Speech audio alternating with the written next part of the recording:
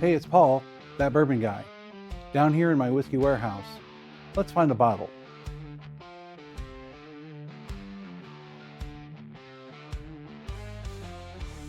Let's talk about 1792.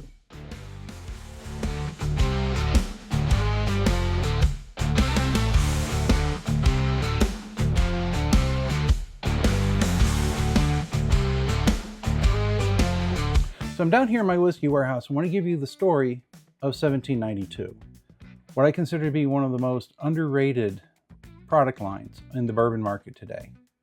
The 1792 actually started not too long ago, started in 2002 under the Barton 1792 Distilling Company.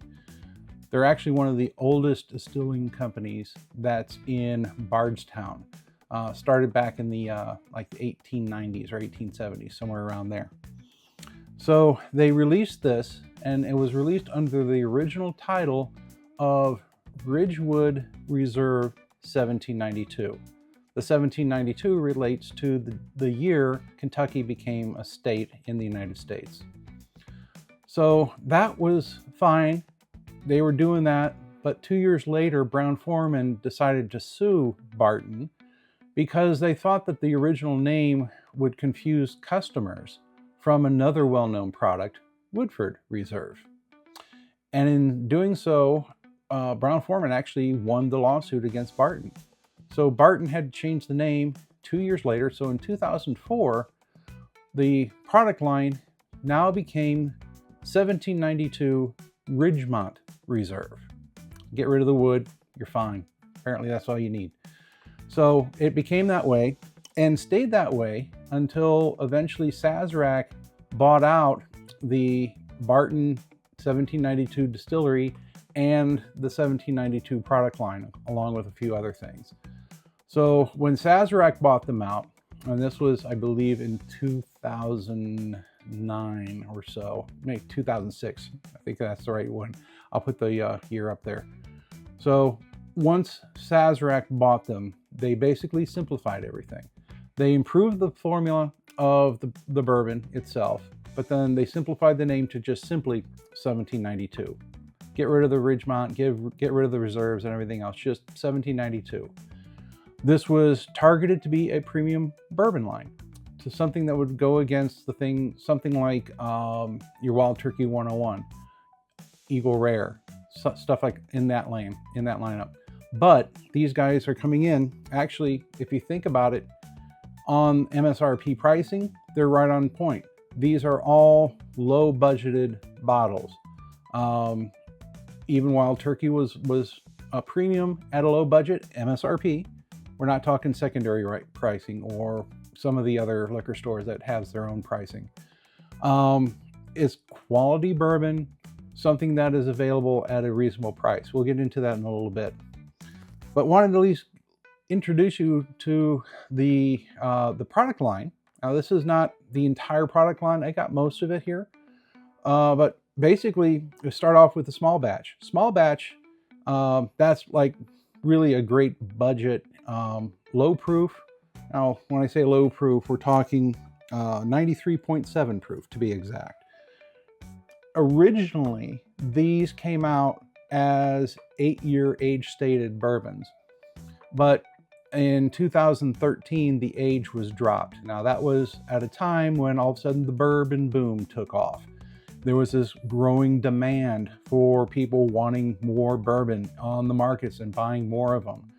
And so basically, in terms of dropping the age statement, it allowed them to introduce younger bourbon. And it wasn't just exclusive to the 1792 line. A lot of other brands dropped the age statement in their products as well. Wild Turkey, the 101, also dropped their age statement, although you can now get the 8-year again.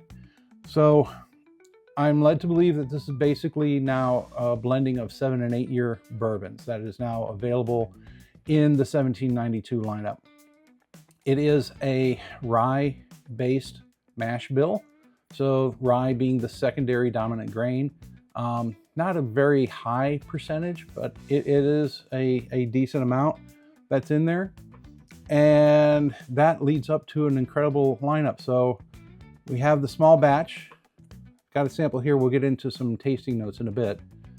They've also introduced their own bottle and bond version.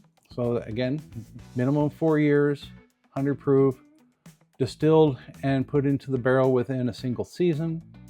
Minimum age in a rick house for aging 4 years.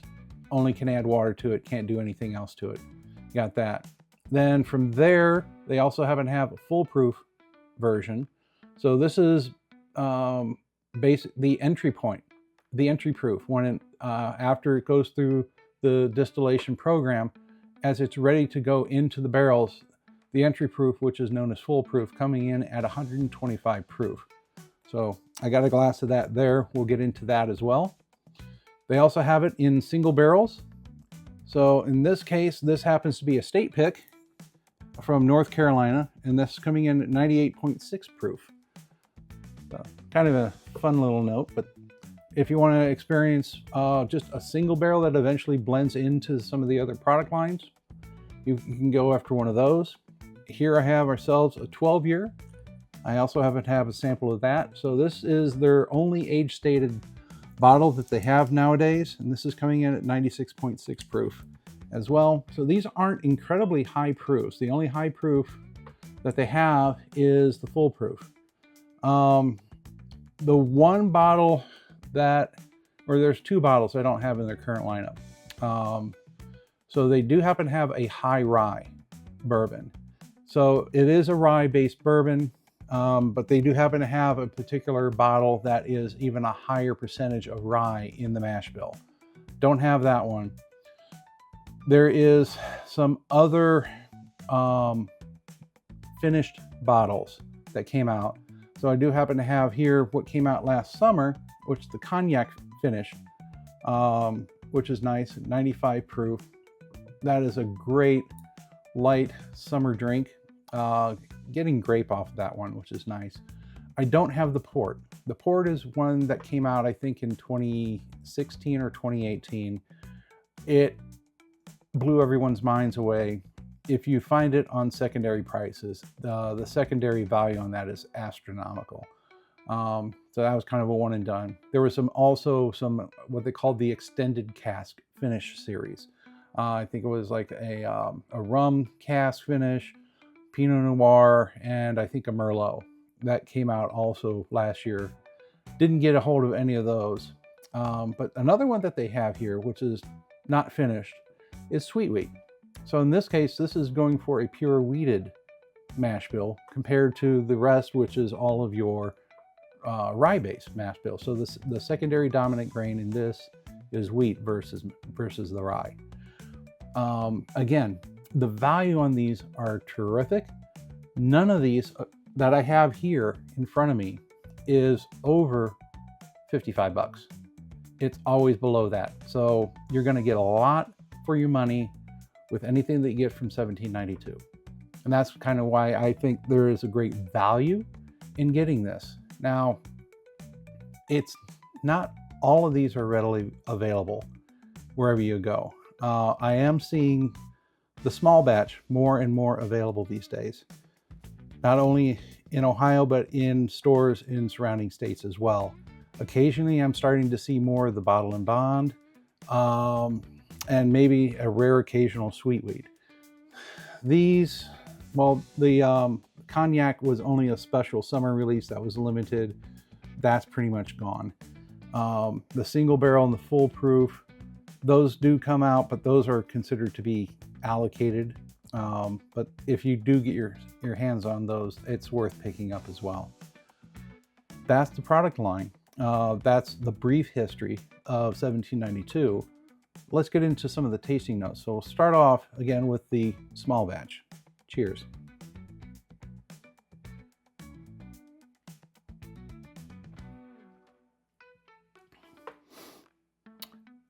Really nice. Lower proof, like I said. Very flavorful. It's not going to burn you. So if you're expecting a much more punchier taste or expression, you're not going to find it here. And maybe the foolproof, we'll see what shows up there. That's probably your best chance for anybody who's a proof hound, which sometimes I am. But it's very nice. It's very pleasant on the nose. Sweet caramel, cherry notes, and everything else. So you're going to pick up kind of a little bit of a style from Buffalo Trace, since that's now the parent organization owning the Barton Distillery. But it's still, this is the mash bill that's unique down in what's in Barton. It's not the same mash bill that you would find up in Buffalo Trace themselves. So it's nice. It's very pleasant. Not as cherry forward as I would find it in a lot of the Buffalo Trace products. Almost getting a little citrus note off of this, which is kind of interesting. Yeah, definitely citrus, cinnamon, maybe. No, let's scratch that. Not cinnamon, but definitely the caramel notes of strong vanilla. So this is more of a vanilla forward on the nose. It's just a very sweet aroma all around. Nothing tannic, nothing bitter, nothing like that. Again, for the taste,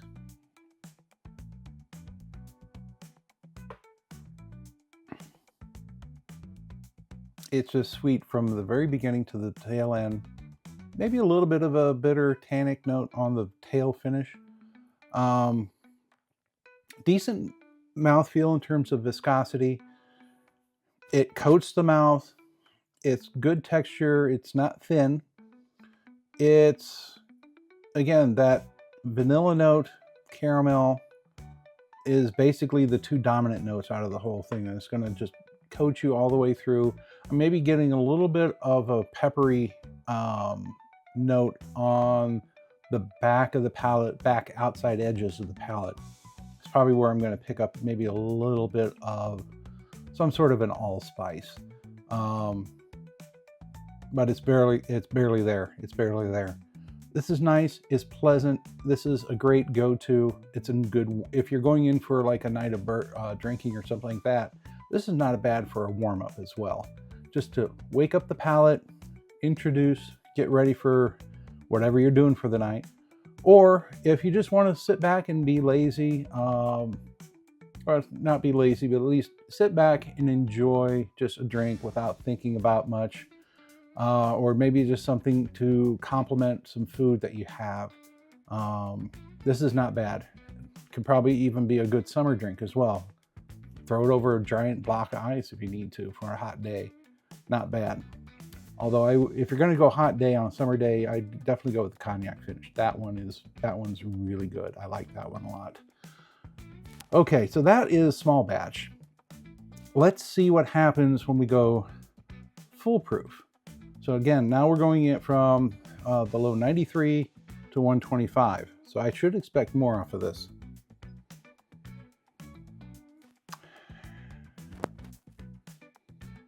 So in the nose, it's not as sweet.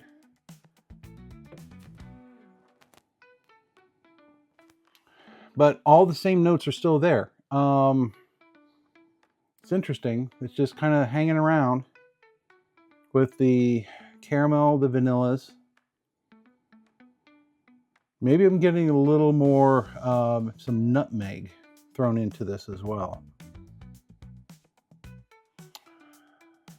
But there's no ethanol sensation to this at all. Let's see how it tastes.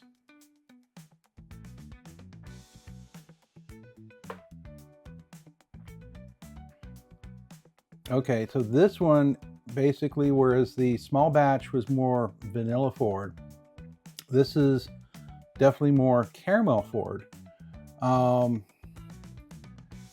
Tastes darker. Tastes almost kind of like a burnt caramel or toasted caramel. I don't want to say burnt, but it's definitely more toasted caramel. Really lingering finish on this one too. So it's a much longer finish. I'm still tasting it right now, which is pretty cool. Same viscous mouthfeel, maybe a little bit thicker, but I'm pulling hairs on this one. great overall experience from this. It's still sweet, not as, this is more candy sweet. This is more of natural sweetness. Think of artificial sweetness, natural sweetness. That's about the best I can give you in terms of the difference between the two. So it's a little bit darker. Again, that caramel, that toasted or charred caramel is showing up big time on this one over the vanilla. Let me see if I could get anything else.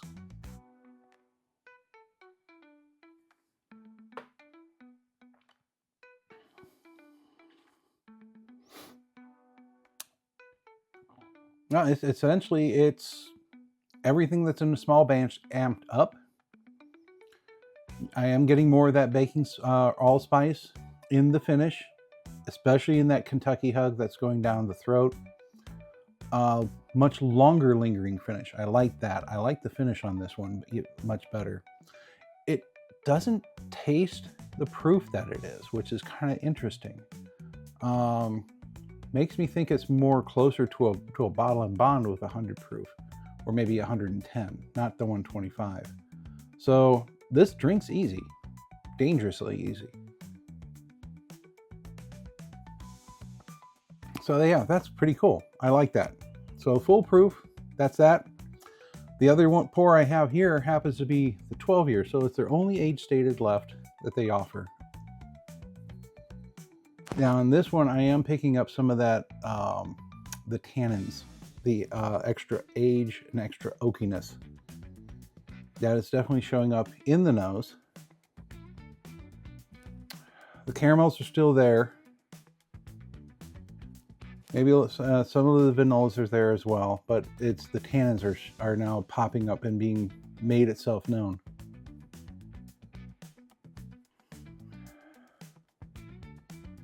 Yeah, that's, I think, well, I just seem to be picking up on those main two notes. So if you really want more expert opinions, you know, you got people like Fred Minnick, who was here recently, and that was kind of cool to meet him and pick up his latest book. Go check out my little short of meeting him, picking up a book, getting it signed. So it's going to be something I'm going to look forward to reading. But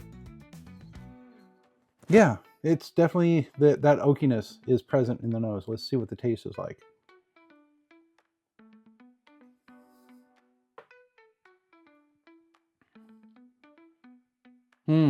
Okay. The proof isn't that bad. Proof, I believe, was at 96.6 proof. So most of these are keeping under 100. Bottle and bond obviously is 100, 125.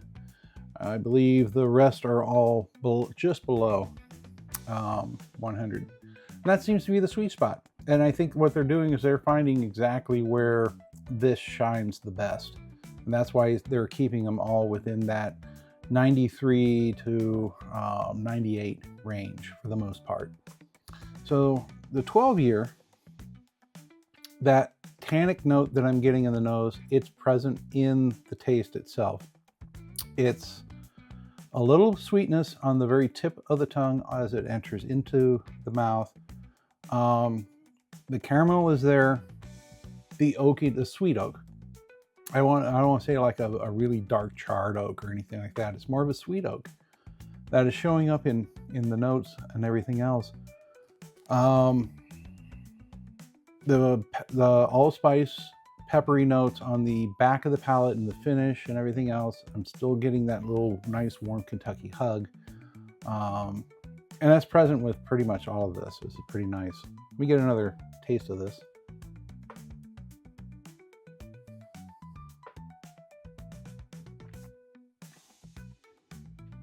Yeah. So this is, it's cut off the vanilla notes with the 12 year. It's more on the caramel and the sweet oak. It's a caramel sweet oak combination is essentially the two main notes that I'm getting from the 12 year.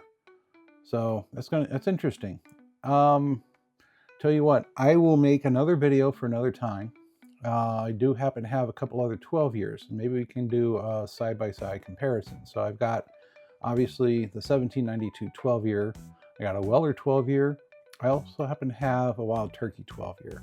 So, and I may have some others lying around. I have to look around. I happen to have a few on the shelves. So I will set something up for a future video so we can do a side-by-side comparison, basically battle on who has the best 12 year. But in terms of these 1792 lineups, based on the three that I've had, really that foolproof I liked a little bit better, just because there's a little more going on. It had a darker sensation in terms of the flavor. The small batch is exceptionally nice. I'd say best value that you can find on the market today is probably one of these, the small batch. The 12 year is good. I think it's, if you're not into sweet oak, it may not be your thing. So take that for what it is, but it is out there. And if you like something with age, that's your thing. So you can go for that. It's not like a charred oak, so it's not going to be very bitter, very tannic. So it's not bad. And again, they blended it into this proof point range, 93 to 96, maybe a little bit more 98 or 100, or the rare 125. It's really, they found where it excels, where it shines, and they're sticking to it. And I applaud them for that. So that is everything that I have in terms of 1792 and my experiences with 1792. Make sure to put some comments down below. Like and subscribe as well, by the way. We're climbing in subscribers. Thank you very much. Let me know what 1792 products you've had. Which one is considered to be your favorite? I do like the sweet wheat too, by the way. I haven't had this one, opened this one yet, but I've had it from a few other friends. That's really nice. That's a much sweeter experience with the wheat. Wheater is sweeter. But do let me know below what you think is your favorite of the 1792 lineup. Is there maybe one of the other ones that I don't have is your favorite? Let me know. Now, do you like it straight up, or would you prefer to have it mixed in with something else? It's okay. However you like it is the right way for you, and no one can tell you otherwise.